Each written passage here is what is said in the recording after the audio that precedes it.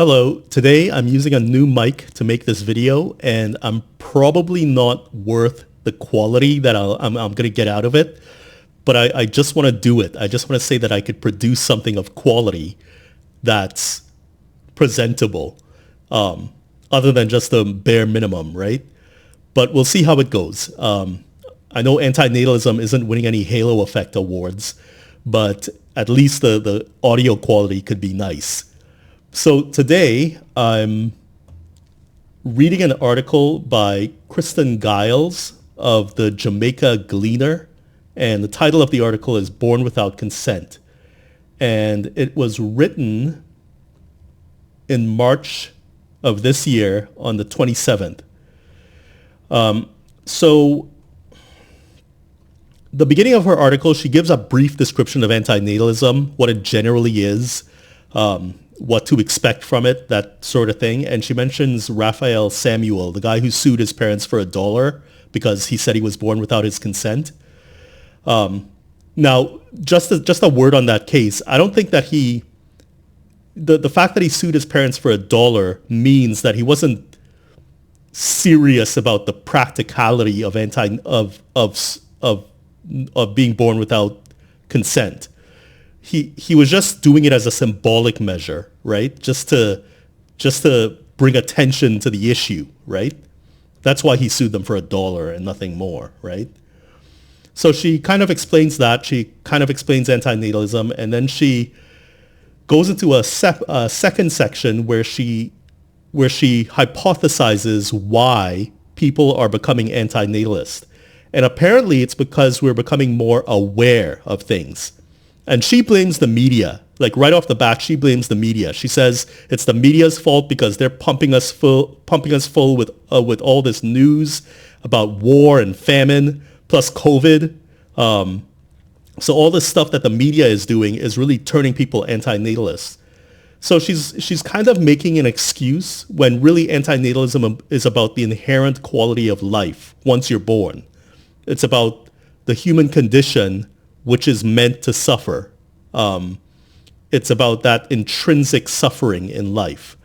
Has nothing to do with the media or anything like that. Although I'm not saying the media doesn't influence people in their thinking. It obviously does. But if you looked seriously at antinatalism, it doesn't really address the media, right? Do people suffer more today than they did 100 years ago? I don't know. Like, were you more aware of suffering 100 years ago? I don't know. I would guess yes. I would say yeah. Like, disease was all around you and it was incurable. You had less safe drinking water. You had, substandard transportation. Like, I mean, 100 years ago, I think you would have noticed suffering more. Maybe you had nothing to compare it to in terms of the future, but I think you would have noticed suffering more, right? But she says it's the media. And she goes on to say, but for others, life is still worth living and children are still worth having. Regardless, no one needs to give consent to being born to assume responsibility to the world that they live in. Well, you don't need to give consent. You cannot give consent to being born.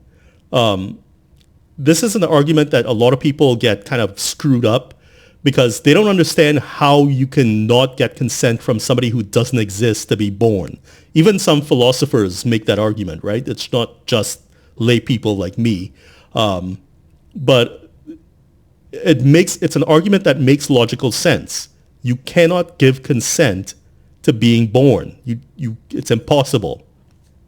And that's already a violation, right? From the moment you're born and you begin suffering, that's a violation because you did not agree to it, right?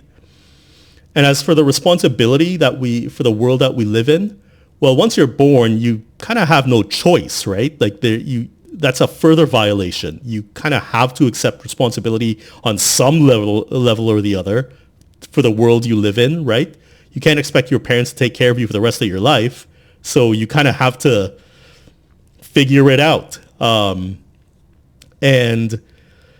Yeah, I mean, some of us are luckier than others. I don't mean to, make it seem all the same. Some of us are definitely luckier than others, but you kind of have to figure it out.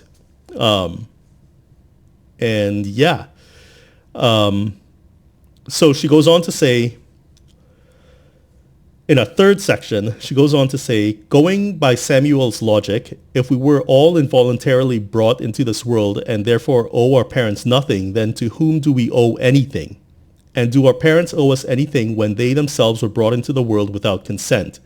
So the second part where she says, do we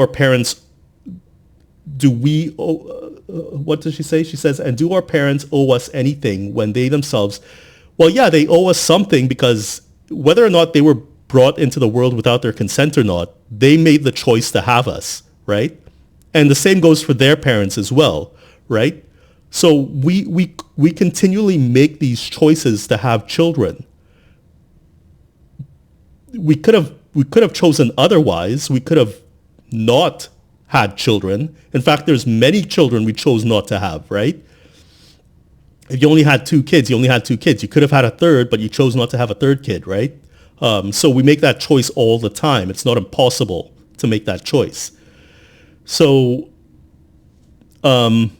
yeah, like we don't owe them anything because they brought us into existence. So we don't owe them anything. We owe it to ourselves to learn how to find our way in the world, but we don't owe them anything, right? Now, as a matter of decency, you want to be good with your parents, obviously. Like, I mean, on a practical level, you kind of have to understand human relationships, right? But morally speaking, we don't owe them anything, right? But she goes on and she says, the idea that children owe their parents nothing might be legally sound but morally bankrupt, and it stems from a conflation between bare minimum parental responsibility and a parent's genuine love, care, and support. Yes, it is a parent's responsibility to feed their child, but if your parents ever took interest in your specific food preferences and or nutritional needs, they did more than the bare minimum. The bare minimum is not the moral baseline. When you have kids, you're expected to, morally speaking, provide the best you can possibly provide. That's the moral baseline. You're not expected to do the bare minimum and say, well, I did whatever, and I'm just fulfilling my moral duty. No, the moral duty is to provide the best you possibly can. So I don't see what her argument is here. And she gives other examples that are kind of similar. But I mean, yeah, the baseline is the best you can for your child, right? I think that's indisputable.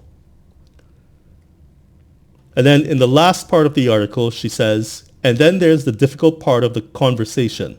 Some parents really never did a great job. Some made financial sacrifices to support their children, but simultaneously tore them down with their words and actions.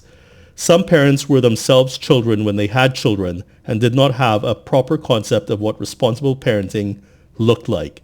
And unfortunately, that's life. None of us are perfect. We too will make mistakes with our children, but that doesn't mean we shouldn't have them. Well, you can make mistakes with your children or you can not make mistakes with your children, but life intrinsically will have deleterious effects on your children, psychologically, physically, mentally, physically. You can't account for those things. So you could be the perfect parent, but you can't control life, right? You can't get away from it. And this whole line about, and unfortunately that's life, like, I mean, I don't see where she's going with that. That's like a non-starter. That doesn't explain anything. It doesn't explain why life is the way it is, why people suffer.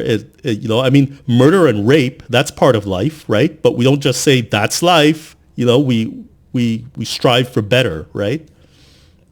So I don't know where she's going with that. But anyway, her name is Kristen Gyles, and she's from the Jamaica Gleaner. And she says she's a free-thinking public affairs opinionator. But yeah, there you have it. Yeah, that's all for now. Hope you enjoy the quality of this video. Bye.